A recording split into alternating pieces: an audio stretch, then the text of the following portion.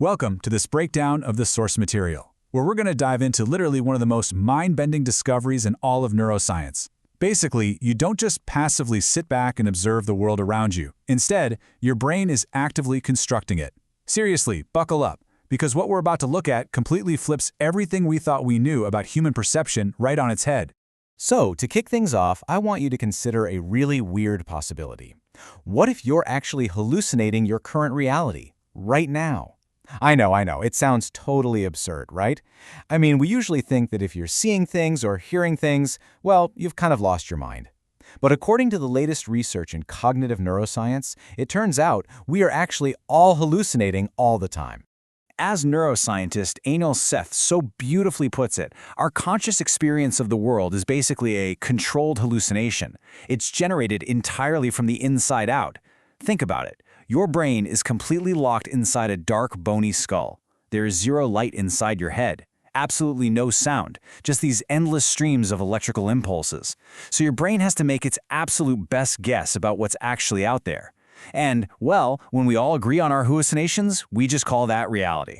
Section 1. The illusion of reality, and how you can actually experience these little glitches in your own perception. Psychologist Daniel Yohn talks about this truly fascinating illusion. If you look at a cleverly shaded gray apple on a screen, which is kind of like that famous checker shadow illusion, your brain might literally project the color red right onto it. Why? Well, simply because you have a deeply held, ingrained theory about what color apples are supposed to be. You're actually seeing your brain's expectation projected out into the world, not the actual gray pixels in front of you. Your brain is just filling in the blank spaces with what it firmly assumes should be there.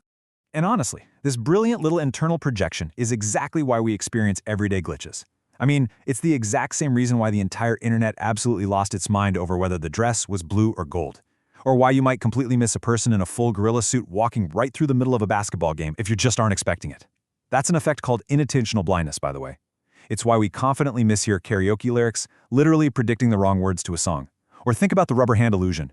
Seeing a fake hand being stroked while your real hand is hidden and stroked makes your brain assimilate the rubber hand as a physical part of your own body. No way, right? Then there are those placebo buttons at crosswalks. We feel like we're in control just because we expect to be. Even reading body language can be a glitch. We often misinterpret a teenager's exuberance as aggression just because they happen to move at a different rhythm than older adults. Moving on to Section 2. Your brain's prediction machine, shifting from bottom up to top down. To really grasp why these bizarre glitches keep happening, we basically have to take our old understanding of the senses and flip it completely upside down. See, for a long time, science relied on this bottom-up model. The old idea was that your eyes and ears just passively record data, send it up to the brain, and then the brain processes it.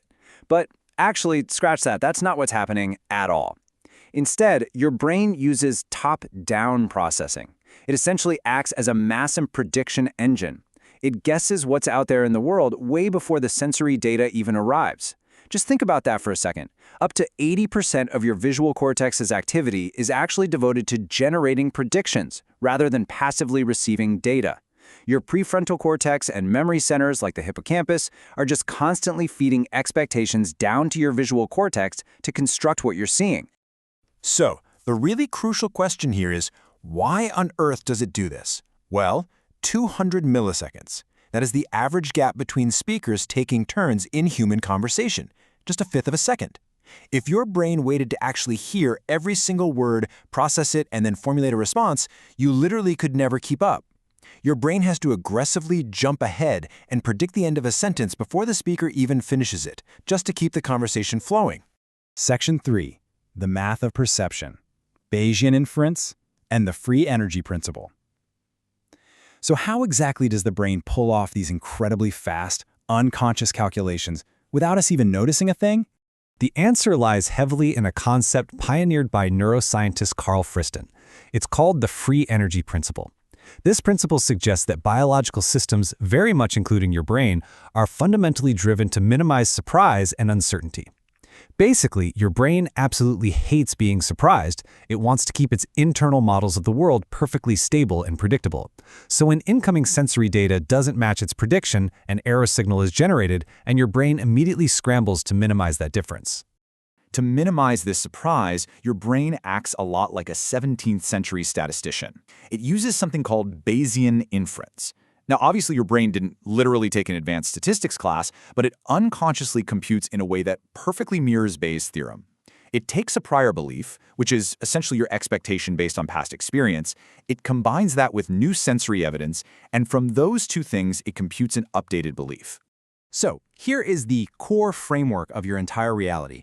Prior belief plus new evidence equals your updated belief. And that updated belief? That is what you actually consciously perceive. This means your brain is essentially a brilliant probability engine.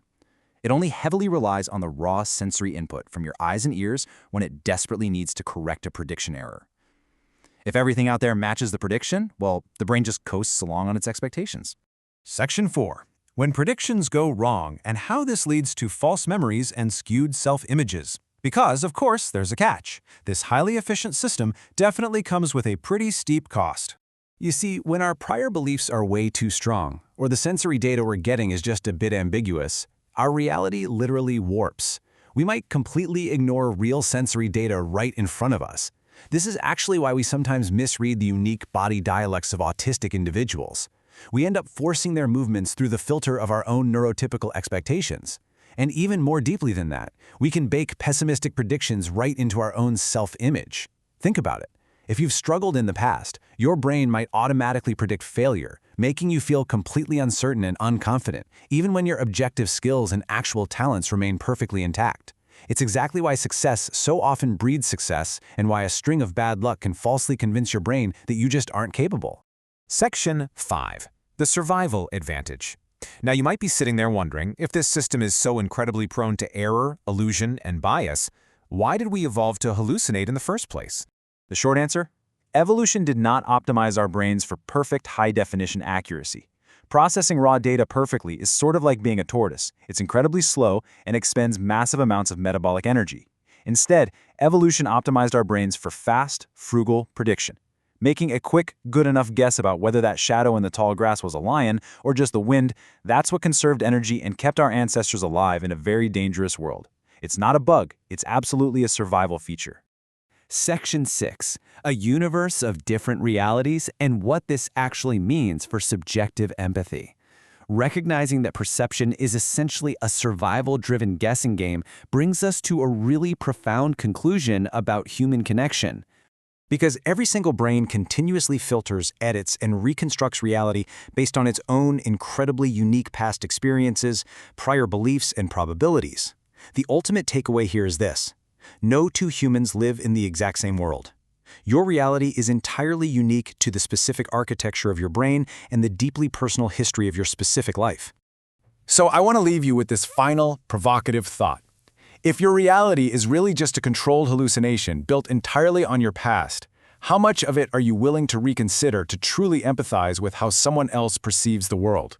If we can accept that our brains are basically just probability engines making educated guesses, maybe, just maybe, we can be a little more forgiving when someone else's best guess looks completely different from our own.